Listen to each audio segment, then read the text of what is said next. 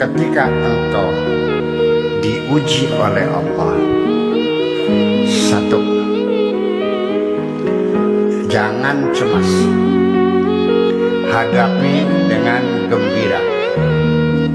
Ikuti saja ujian dari Allah berupa musibah, kesulitan, kecelakaan, penyakit, dan sebagainya.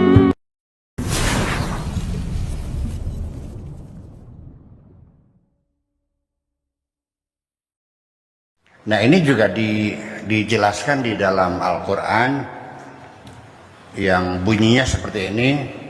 Afahasiban nasu ayyutraku ayyakulu amanna wahum la yuftanun. Shadaqallahul adzim. Artinya, saya terjemahkan dulu biar ngerti. Afahasiban nasu, apakah orang mengira ayyutraku akan dibiarkan begitu saja? Ayyakulu amanna, setelah mereka menyatakan beriman. Apakah setelah mereka menyatakan beriman lalu akan dibiarkan begitu saja? Wahum la yuftanun, tanpa diuji oleh Allah? Pasti akan diuji dulu. Itu maksudnya. Jadi artinya sama. Seorang istri juga ketika suaminya berselingkuh lalu bercerai, ketika mau rujuk lagi, diuji nggak? Diuji nggak? Apa langsung percaya aja? Ma, saya udah bertobat dong. Udah nggak lagi selingkuhnya, saya mau setia. Percaya nggak? Diuji dulu dong. Nah, kita juga sama, setelah berselingkuh dengan Allah, terhadap Allah itu ya, ketika kita bertobat, ya pasti akan datang ujian. Tunggu saja saatnya. Orang-orang yang bertobat dari dosa-dosanya, percayalah bahwa dosa-dosamu pasti, saya katakan pasti diampuni oleh Allah, pasti. Karena itu bukan saya yang berjanji, yang berjanji Allah Subhanahu wa ta'ala bahwa dosa-dosamu pasti diampuni.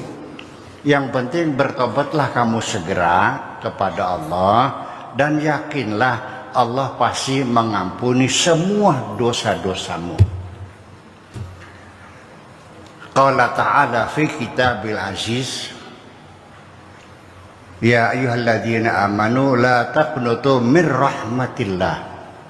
Jangan pernah berputus asa untuk mendapatkan rahmat dari Allah. Innallaha yaghfiru dzunuba jami'a. Allah pasti akan mengampuni semua dosa-dosa kamu, akan diampuni semua dosamu, diampuni. Percayalah, jangan putus asa, segera bertobat, dosamu akan diampuni semua. Tetapi ya, setelah diampuni juga tidak akan lama lagi engkau akan diuji oleh Allah.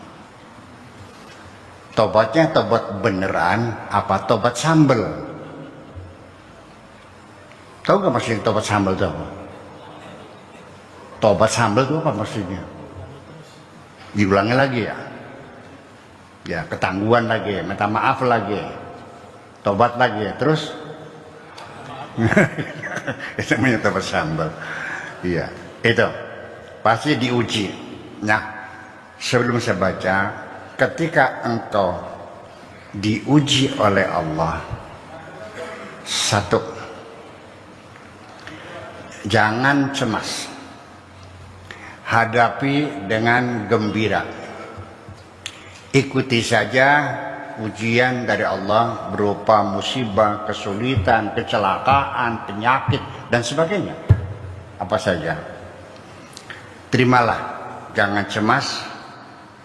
Yang penting setiap musibah, kesulitan yang engkau hadapi, termasuk kegagalan, mungkin kuliahnya nggak lulus, mungkin sedang semester 8 bapaknya meninggal sampai dia tidak melanjutkan kuliah, nggak ada biayanya, banyak kan terjadi ya. Atau ibu meninggal, anak meninggal, suami meninggal, dan sebagainya, kecelakaan, tabrak motor, dan sebagainya ya. Petani sawahnya gagal panen, dan sebagainya. Hadapi segalanya ya dengan gembira, dan jadikanlah musibah itu sebagai pelajaran dan pengalaman hidupmu.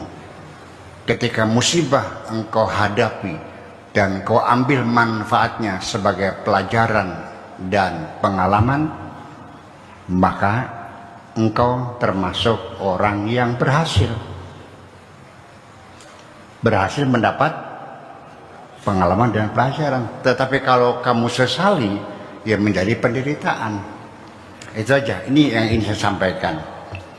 Dan saya ulangi lagi berulang-ulang bahwa Allah ingin memberikan ujian kepada kamu.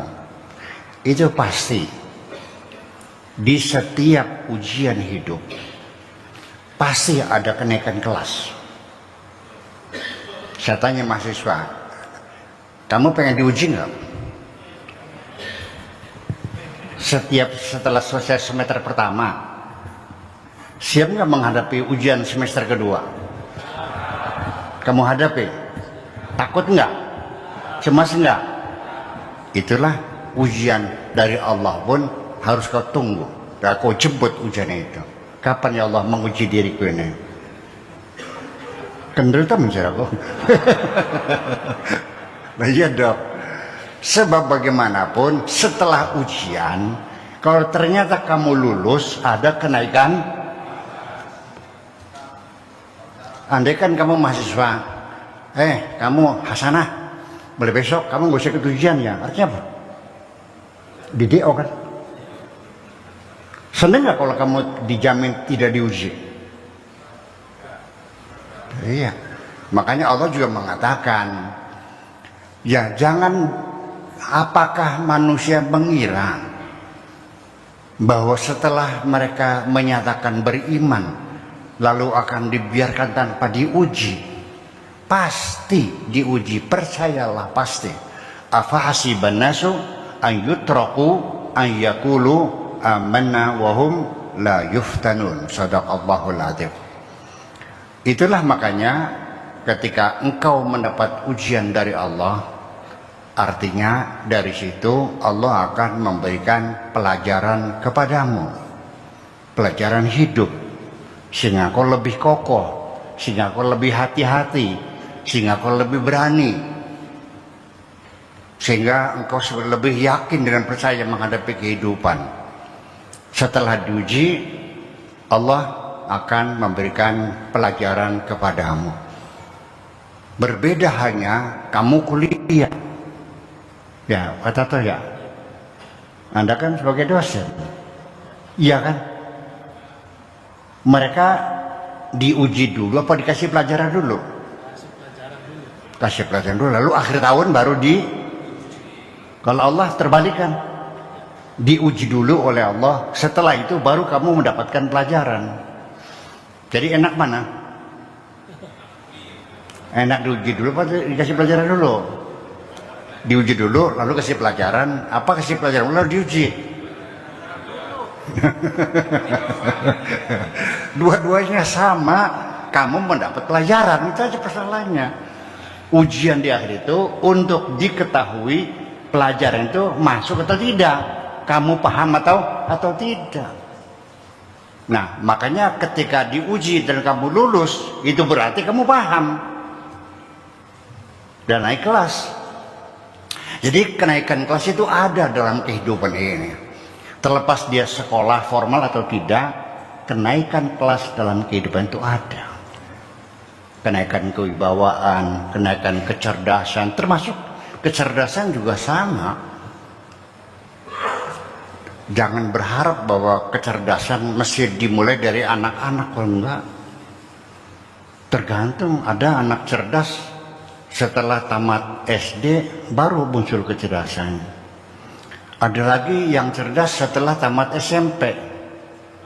Ada lagi kelihatan cerdasnya setelah tamat SMA. Ada lagi baru ketahuan cerdasnya setelah S1. Ada lagi ketahuan cerdasnya setelah umur 40 tahun. Ada lagi tinggal modarnya saja baru ketahuan cerdas.